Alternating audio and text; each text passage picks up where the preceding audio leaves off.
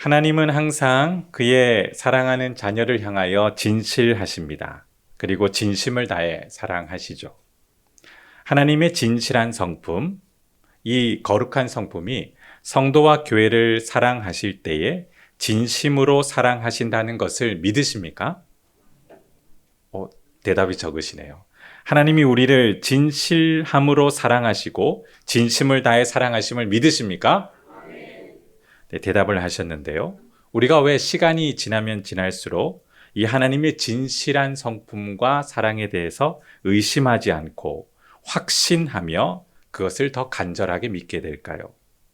그것은 우리에게 영향이 있는 게 아니라 하나님이 한결같이 우리에게 진실하시기 때문입니다. 사람은 불완전하죠. 그러나 하나님은 완전하십니다.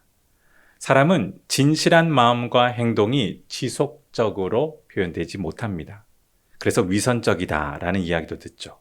그러나 하나님은 진실한 마음과 행동이 영원히 한결같이 변함없이 나타나십니다. 그 하나님의 진실한 성품과 큰 권능 때문에 죄인이 거룩하게 변화됩니다. 하나님의 진실하심을 더욱 시간이 지나며 확신하게 되고 또 진실한 존재로 변화되는 큰 은혜를 우리가 체험하게 되죠. 이런 은혜 체험에 대해서 시편에 많은 찬양이 있는데 제가 하나만 먼저 서두에 소개하려고 합니다. 화면을 보시면 시편 33편 1절에 나옵니다. 여기 보면 누가 찬양하고 있습니까? 의인들과 또 정직한 사람들이 찬양하고 있습니다. 이스라엘 백성을 얘기하겠죠. 근데 의인과 정직한 사람들, 이스라엘이 정말 한결같이 의인이었고 정직했습니까? 아니었습니다. 근데 왜 이들을 향해 의인과 정직한 사람들이라고 이야기할까요? 3절, 4절 한번 연속적으로 좀 더 보여주실까요? 다음 화면 보여주시면 감사하겠습니다. 새 노래로 여호와를 노래하고 즐거운 소리로 아름답게 여호와를 향해 찬양의 연주를 하는데 그 이유가 4절에 나옵니다. 4절 말씀 화면을 보시고 여호와의 말씀입니다. 함께 읽겠습니다. 시작. 여호와의 말씀은 정직하며 그가 행하시는 일은 다 진실하시도다. 정직한 말씀과 진실한 하나님의 행동이 한결같이 그의 백성들에게 작용하기 때문에 이스라엘이 의인과 정직한 사람들로 변화될 수 있었습니다. 화면을 좀 닫아주시기 바랍니다. 네. 오늘 우리는 좀 전에 스가랴 7장을 읽었습니다. 도대체 이 스가랴 7장의 이 내용과 하나님의 정직함과 진실하심이 무슨 관계가 있는지 궁금하실 텐데요. 스가랴 7장의 궁금한 점은 사람들이 금식의 절기를 질문했습니다. 그리고 그 질문에 여호와께서 진실하게 반응해 주셨죠. 그러면 생각하실 겁니다. 오늘은 금식 얘기를 하나 보다. 아닙니다. 오늘은 하나님의 진실하심을 우리가 살펴보려고 합니다. 스가랴 선지자가 환상을 경험했습니다. 앞서 8가지의 환상들을 제가 쭉 길게 설명을 드렸는데요. 그 환상이 끝나고 2년이라는 시간이 지났습니다. 그리고 오늘 사건이 일어났죠. 하나님은 여전히 이스라엘을 향해 진실하셨습니다. 그런데 이스라엘은 자신의 모순을 오늘 진실하신 하나님 때문에 발견하게 됩니다. 항상 숨김없이 하나님은 진리를 말씀해 주십니다. 이 하나님의 거룩한 은혜와 성품 때문에 우리는 우리 자신의 모순을 발견하고 하나님의 은혜를 구하며 또 진실된 모습을 닮아가게 되죠. 오늘 저녁 이 스가랴 7장을 함께 살펴보며 우리 앞에 한결같이 진실하신 하나님의 은혜와 사랑 때문에 우리의 모순이 드러나고 하나님의 진실하심을 닮아가는 저와 여러분 되길 주님의 이름으로 축원합니다. 먼저 배경을 조금 살펴보실 텐데요. 1절을 보실까요? 2년의 시간이 지났다라고 했습니다. 1절 다시 한번 읽겠습니다. 시작. 다리오 왕 제4년 아홉째 달 곧 기슬레월 4일에 여호와의 말씀이 스가랴에게 임하니라. 또 한 번 더 성령의 역사로 스가랴 선지자에게 여호와의 말씀이 임했습니다. 그 시기가 7장 앞에 기록되어 있죠. 누구의 통치 기간 몇 년째라고 얘기하고 있습니까? 다리오 왕 제4년. 네. 주전 518년경으로 추측하고 있는데요.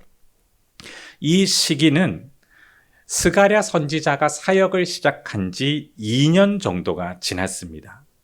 스가랴 선지자를 통해 하나님께서는 중단된 성전 재건을 다시 독려하며 16여 년 동안 멈춘 그 하나님의 구속의 역사를 진행하도록 스가랴 선지자에게 말씀으로 임재하셨습니다. 그때가 스가랴 1장 1절에 나타나는데요. 화면 한번 보여주실까요? 거기에 스가랴 선지자에게 말씀이 임했을 때 다리오 왕 통치 제 몇 년째입니까? 제 2년째이죠. 우리가 읽은 이 7장 1절을 보면 4년, 즉 2년의 시간이 지났습니다. 그리고 예루살렘 성전은 언제 완공이 되냐면 에스라 6장 14, 15절을 보면 다리오 왕 제6년 때라고 말씀이 나오는데요.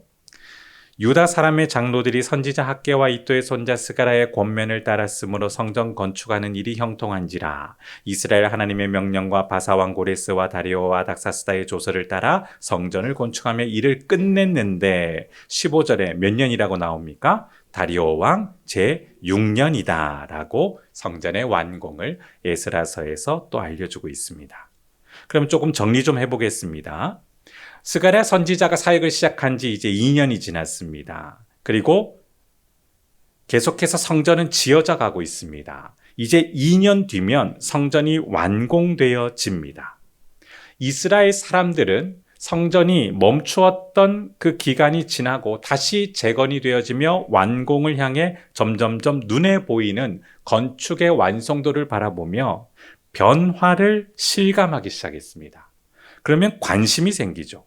이스라엘 사람들의 관심이 2절, 3절에 나옵니다. 오늘 본문 7장 2절, 3절 우리가 가진 성경 한번 보실까요? 북이스라엘 사람들이 관심을 가지고 질문을 하는데요. 그때에 베델 사람이 사라셀과 레겜멜렉과 그의 부하들을 보내어 여호와께 은혜를 구하고 3절 만군의 여호와에 있는 제사장들과 선지자들에게 질문을 하죠. 그들의 관심을 이야기합니다. 우리가 여러 해 동안 행한 대로 무엇을 계속하냐고 질문하고 있습니까? 5월 중에 울며 근신하는 금식의 절기와 행동을 지켜야 합니까? 라고 질문을 하죠. 이들은 정말 진지하게 의문사항을 묻고 있습니다. 문의를 했습니다. 매우 간절하게 진심을 다하고 진지했습니다. 우리가 예루살렘 성전이 파괴된 지난 70여 년의 역사 동안 5월에 그것이 파괴되었는데요. 이 슬픔과 아픔의 기간 동안 여호와 앞에 참회하며 금식을 했고 하나님의 은혜를 간구했으며 회복의 날을 기다렸습니다. 그런데 이제 눈앞에 예루살렘 성전이 완공되어져 가는 것을 우리가 보고 있고 분명하게 회복의 시간이라는 것을 우리도 의심하지 않습니다. 그렇다면 지금까지 70여 년이라는 시간 동안 5월의 그 아픔을 생각하며 금식했던 이 절기를 계속해서 지켜야 할 필요가 있을까요? 라고 매우 진지하게 문의 사항을 전달했습니다. 그러자 이 질문에 대해 3절 하반절 한번 보실까요? 3절 하반절. 5월 중에 어떤 일을 했다고 합니까? 근신하는 이 행동에 대해서 4절 함께 읽겠습니다. 시작. 만군의 여호와의 말씀이 내게 임하여 이르시되. 자, 질문을 받았습니다. 그러자 성령께서 역사하셔서 스가랴 선지자에게 임재하시고 말씀이 임했습니다. 저를 봐주십시오. 성경 보시기 전에 어떤 응답이 있어야 할까요? 금식을 해야 됩니까? 말아야 됩니까? 계속해야 됩니까? 말아야 됩니까? 그럼 어떤 응답이 있어야 할까요? 해라, 하지 마라라는 말이 나오죠. 그게 당연히 상식적인데, 자, 이제 5절을 보실까요? 5절. 함께 5절 읽겠습니다. 시작. 온 땅의 백성과 제사장들에게 이르라. 너희가 70년 동안 5째 달과 7째 달에 금식하고 애통하였거니와 그 금식이 나를 위하여 한 것이냐. 여호와께서 역으로 스가랴 선지자를 통해 이스라엘 사람들에게 질문을 하십니다. 대답을 하시는 것이 아니라 오히려 여호와께서 반문하고 계시죠. 당황스럽습니다. 진지했습니다. 정말 궁금했습니다. 이 질문에 대해 어떤 다른 마음도 품지 않았습니다. 그래서 정말 물었습니다. 회복의 때가 오고 있고 분명히 회복의 때라고 생각됩니다. 그런데 애통의 행동을 계속해야 할까요? 잘못된 것이 없습니다. 그런데 여호와께서 반문하셨죠. 스가랴 선지자가 여러 환상을 보며 그 메시지를 이스라엘 사람들에게 외쳤습니다. 정말 하나님께서 회복하시는구나. 예루살렘 제거는 완벽하게 이루어질 것이다. 기대감을 가지고 사람들의 마음속에 슬픔과 두려움과 애통은 점점 줄어들고 소망과 미래를 향한 회복의 기대감이 점점 성장하게 되어집니다. 그러면서 그들의 마음에 순수하게 궁금해서 질문을 던진 것이죠. 그런데 자신들의 그 진심을 담은 그 질문에 여호와께서는 진리를 말씀하셨습니다. 이게 중요한 겁니다. 5절 다시 보십시오. 맨 마지막 부분에 이 금식이 여호와를 위하여 한 것이 아니다라는 진리를 말씀해 주셨습니다. 70년의 삶을 버텨왔습니다. 결코 그 삶은 녹록하지 않았습니다. 매년 애곡하며 그 마음이 아파했습니다. 그런데 그들의 행동에 대해서 여호와께서는 진리를 물으셨던 것이죠. 근데 더 황당한 것이 있습니다. 6절 보실까요? 6절 함께 읽겠습니다. 시작. 너희가 먹고 마실 때에 그것은 너희를 위하여 먹고 너희를 위하여 마시는 것이 아니냐. 금식에 대한 부분도 여호와를 위한 것이 아니다라고 이야기하시며 6절에 너희들이 금식하지 않고 음식을 먹고 마실 때에도 여호와를 위한 것이 아니었다라고 반문하시죠. 점점 더 충격이 쌓여갑니다. 이스라엘은 이 질문을 계속 들으며 아마 깜짝 놀랐을 겁니다. 전혀 그 마음속에 어떠한 악한 동기도 없었습니다. 그냥 궁금했습니다. 이 애통의 시간, 행동을 계속할 필요가 있겠습니까? 회복의 때가 왔는데요. 여기서 다른 질문을 드려보겠습니다. 사람의 행동만을 보고 그 사람의 내면의 동기와 목적을 파악할 수 있습니까? 없습니까? 있습니다. 왜 없습니까? 사람의 마음이 악한 동기와 목적을 가지면 그 사람의 행동은 어떻게 나타납니까? 맞습니다. 선한 동기와 목적을 가지면 그 사람의 행동은 어떤 행동으로 나타날까요? 왜 이렇게 자신이 없으십니까? 이렇게 돼야 되는데 그렇지 않기 때문에 우리가 참 혼란스럽죠. 우리 자신이 그렇습니다. 악한 생각과 악한 마음을 가지고도 선하며 윤리적인 행동을 할 수 있습니까? 없습니까? 네, 그래서 문제가 되는 것이죠. 분명히 악한 생각과 악한 마음을 가지는데 겉으로는 선하고 윤리적인 완벽한 행동을 합니다. 이것이 모순이고 위선적인 행동이죠. 이것을 우리 스스로가 하기 때문에 조금 전에 사람의 행동만으로 그 사람의 동기와 목적을 파악할 수 있느냐라는 질문에 의구심을 나타내는 것이죠. 우리는 하나님을 위한다는 명분을 많이 세웁니다. 그런데 악한 마음으로 이것을 이야기하지 않습니다. 그렇다면 정말 그것은 잘못된 죄죠. 그러나 많은 경우 하나님을 위한 명분을 내세우지만 자신도 모르게 자신이 편해지려고 하는 많은 행동이 있습니다. 진심으로 행동하지만 진리가 아닌 경우가 종종 발생합니다. 성령의 역사로 양심의 가책을 느낄 때 성도는 어떤 행동을 할까요? 회개를 합니다. 맞습니까? 네, 왜 이러십니까? 네, 너무 피곤하십니까? 성령의 역사로 우리의 양심이 가책을 느끼면 우리는 성령의 은혜로 회개를 하게 됩니다. 회개를 하게 되면 죄를 미워하는 마음이 생기고 슬퍼하며 마음과 생각이 하나님의 생각을 갈구하게 되고 거룩함을 요청하게 되죠. 또한 죄의 습관을 고치는 성령의 역사를 기뻐하고 거룩한 훈련을 받아들입니다. 그리고 그 모든 변화의 과정을 하나님의 은혜를 요청하며 계속해서 이어가게 되죠. 그러나 여기서 우리는 성령의 역사를 끝까지 진행되는 회개의 과정보다 성급하게 마치려는 우리가 편안한 행동을 할 때가 꽤 많습니다. 회개는 성령의 역사와 성령께서 우리를 변화시키는 과정입니다. 맞습니까? 그러면 성령께서 이끄시는 시간과 방식대로 우리는 수용하며 따라가야 되겠죠. 그래야 참된 변화와 회복이 있습니다. 그런데 우리는 어떻게 하는지 아십니까? 성급하게 우리가 시간을 정하고 종결하려고 거래를 합니다. 하나님, 제가 이렇게 할 테니 빨리 해결해 주십시오. 이렇게 빨리 변화시켜 주십시오. 제가 더 잘할 테니 이렇게 해 주십시오. 이건 회개가 아니죠. 그런데 우리는 이것이 회개라고 생각을 하고 우리도 모르게 스스로에게 속습니다. 성령의 역사는 하나님의 뜻과 계획, 즉 진리를 수용하게 합니다. 그래서 듣고 받아들이고 믿어 변화의 역사가 우리에게 적용됩니다. 스가랴 선지자는 진심을 다해 궁금해하는 베델 사람들의 질문에 여호와의 영의 역사로 진리를 선언했습니다. 여호와의 말씀을 듣지 않는 이스라엘의 죄인된 모습을 드러냈습니다. 우리는 진리를 거부하는 사람들이다.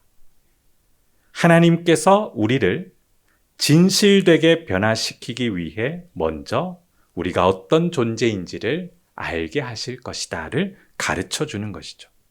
7절 한번 보실까요? 이전 역사를 다시 상기시킵니다. 7절 함께 읽겠습니다. 시작. 예루살렘과 사며 성읍의 백성이 평온히 거주하며 남방과 평원의 사람이 거주할 때에 여호와가 옛 선지자들을 통하여 외친 말씀이 있지 않으냐 하시니라. 여호와의 반문에 충격을 받는 그들을 향해 우리가 얼마나 하나님의 말씀을 듣지 않는 존재인지 다시 기억하자.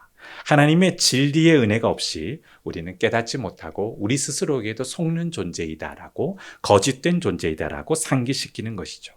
이전에 평안했을 때에 수없이 많은 선지자를 통해 말씀하실 때 우리가 들었느냐? 그렇지 않았다라는 것입니다. 회개의 역사를 수용하지 않고 무감각하고 또 무관심한 존재였다라고 이야기하며 여전히 하나님의 진리의 은혜가 없으면 우리는 무감각하고 무관심적인 존재일 뿐이다. 우리는 하나님을 속이기도 하고 스스로에게도 속으며 타인을 속이는 존재일 뿐이다를 가르치고 있는 것입니다. 그러면서 여러 가지 또 예를 드는데요. 9절과 10절 한번 보실까요? 우리가 가진 성경입니다. 만군의 여호와가 이같이 말하여 이르시기를 너희는 어떤 행동을 하라고 합니까? 진실한 재판. 그리고 어떤 행동을 합니까? 서로 인애와 긍휼의 행동을 하라. 그러면서 구체적인 실천 사항으로 10절에 과부와 고아와 나그네와 궁핍한 자를 압제하지 말며 서로 해내고 마음에 도모하지 말고 하나님의 진실과 인애와 긍휼의 그 진실한 은혜를 드러내고 이 성품을 계속해서 실천하라라고 이야기했습니다. 그런데 이스라엘은 그것을 지속적으로 했을까요? 하지 못했을까요? 하지 못했습니다. 11절 보십시오. 이스라엘은 어떻게 했습니까? 그들이 듣기를 싫어하여. 참 리얼하게 자세하게 묘사했습니다. 등을 돌리고 듣지 않으려고 어떤 행동을 했다라고 묘사합니까? 귀를 막았다. 그러지 않았습니다. 이들이 귀를 막지도 않고 등을 돌리지도 않았습니다. 그런데 묘사를 하는 것이죠. 결국 듣지 않는, 자기도 모르게 여호와의 말씀이 선언돼도 듣지 못하는 그런 안타까운 모습을 묘사할 뿐입니다. 12절 보실까요? 마음 상태가 어땠습니까? 그 마음이 금강석 같은 그 당시에 가장 단단한 물질이라고 보시면 됩니다. 그러면서 어떻게 되었습니까? 율법과 만군의 여호와가 그의 영으로 옛 선지자들을 통하여 전한 말을 어떻게 했다고요? 듣지 않아서 결국 우리의 역사 가운데 70여 년 전에 큰 진노로 이런 일들이 벌어지지 않았느냐. 그래서 우리가 애통해하지 않았느냐. 그러면서 13절 여호와께서 불러도 이스라엘은 어떤 행동을 했습니까? 듣지 않았다. 그들이 불러도 그래서 내가 이제는 듣지 않을 것이다 라고 역으로 질문을 하고 있습니다. 사람은 죄인입니다. 이 죄는 정말 무서운데요. 죄는 하나님을 속이려는 성향이 있습니다. 그리고 죄는 우리 자신을 속입니다. 또 타인을 속입니다. 그 죄가 무섭습니다. 죄는 우리를 속이며 위로하는데요. 우리 자신을 조금 덜 악한 사람으로 속입니다. 음주운전 사고의 예를 한번 들어보겠습니다. 새벽에 음주운전 사고로 횡단보도를 건너는 사람이 치여 사망하는 사건이 벌어졌습니다. 뺑소니 사건을 경찰이 CCTV를 통해 확인하고 결국 그 범인을 잡았습니다. 그런데 음주운전한 사람의 차에 동승자가 있었습니다. 운전자가 더 큰 죄를 저질렀습니까? 동승자가 더 큰 죄를 저질렀습니까? 둘 다 잘못했죠. 둘 다 잘못했죠. 성령께서 주관하는 회개의 역사는 죄인인 우리를 진실하게 보게 하는 은혜의 작용이 있습니다. 우리를 정확하게 보게 합니다. 물론 과정은 불편하고 불쾌할 수 있습니다. 그러나 성령의 역사는 우리를 정확하게 보게 하며 죄의 무서움을 분별하게 하고 우리가 얼마나 스스로에게 속을 수 있는지, 하나님을 속이는지, 타인을 속이는지를 알게 합니다. 여기서 멈추지 않고 하나님의 거룩한 진실하신 은혜를 덧입게 하여 하나님의 거룩한 성품을 닮아가고 우리의 악한 성향과 죄의 습관을 고치는 작용까지 성령께서 하십니다. 이것을 지금 스가랴 선지자가 이스라엘 사람들에게 이야기하는 장면입니다. 그들은 전혀 자신들이 하는 질문에 악의가 담기지 않았다라고 생각했습니다. 사실입니다. 그들은 궁금했습니다. 회복의 때가 옵니다. 금식의 행동을 해야 할까요? 말아야 할까요? 그러자 여호와께서 반문하시죠. 너희의 금식이 정말 나를 위한 것이었느냐? 또 반문하십니다. 너희의 먹고 마시는 모든 행동이 나를 위한 것이었느냐? 충격에 쌓입니다. 도대체 무엇을 말씀하시는가? 너희는 진실한 적이 한 번도 없었지만 나는 너희에게 언제나 진실하였고 그런 너희를 내가 진리로 거룩하게 변화시킬 것이다 라는 하나님의 구원의 역사의 계획과 결심을 다시 한 번 더 이스라엘 사람들에게 선언하는 장면이 바로 7장의 내용입니다. 말씀을 맺습니다. 하나님은 항상 우리에게 진실하시고 진심을 다하십니다. 그래서 그 하나님의 한결같은 진실하심 때문에 성도와 교회는 하나님의 진실하신 성품을 닮아가고 흔들림 없이 더욱 확고하게 믿음의 삶을 이어갑니다. 지속적인 성령의 역사로 진리를 깨달으며 악과 죄로부터 우리는 분별하며 또한 악을 고쳐가는 과정을 경험합니다. 반면 죄는 여전히 하나님을 속이고 우리 자신을 속이고 사람을 속이도록 우리가 분별할 수 없게 만듭니다. 이 증상을 하나님은 능력으로 고치십니다. 믿으십니까? 우리의 무감각과 무관심을 하나님의 진리를 향한 관심으로 돌이키며 반응하게 하시는 것이죠. 여전히 우리는 생각합니다. 그래도 하나님, 저는 조금 덜 악한 존재입니다. 그래도 옆에 사람보다는, 그래도 다른 하나님을 경외하지 않는 사람보다는 덜 악한 존재입니다라고 이야기하지만 하나님은 우리 모두가 죄인이라는 것을 알려주시며 그럼에도 우리를 사랑하고 진심을 다해 진리를 통해 우리를 고쳐나가실 것을 알려주십니다. 그분이 바로 우리의 거룩한 하나님 아버지이십니다. 오늘 저녁 하나님의 진실하심과 인애하심과 긍휼하신 성품이 우리에게 부어져 우리의 모든 죄의 성량이 고쳐지고 하나님을 닮아가며 하나님의 그 구원의 계획이 우리의 삶에 펼쳐지고 회복되고 고쳐지는 은혜가 일어나도록 찬양하고 기도하는 저와 여러분 되길 주님의 이름으로 축원합니다. 하나님 아버지, 우리를 진실함으로 사랑해 주셔서 감사합니다. 그리고 진리로 우리를 거룩하게 변화시켜 주셔서 감사합니다. 우리는 스스로에게도 자주 속습니다. 그리고 하나님을 자주 속입니다. 세상을 향하여도 속입니다. 그러면서 깨닫지도 못하고 무감각하고 무관심해집니다. 주여, 이런 우리를 그저 팽개치지 않으시고 다시 사랑하시고 변화시키시고 거룩하게 하시니 감사합니다. 성령의 역사로 더욱 진리로 우리를 거듭나게 하여 주시옵소서. 또한 우리의 모든 생각과 마음이 주님의 진리로 가득 차게 하여 주옵시고 우리의 삶과 행동에도 진실하심이 넘치게 하여 주옵소서. 또한 믿음의 교회를 세워주셨습니다. 주의 몸된 교회인 부산사랑의 교회가 거룩한 공동체가 되게 하시고 우리의 모임마다 진리가 가득 넘치는 은혜가 있게 하여 주옵소서. 또한 우리의 믿음의 다음 세대도 진리의 세대가 될 줄 믿사옵나니 우리 하나님을 영화롭게 하는 진실한 믿음의 세대 되게 하여 주옵소서.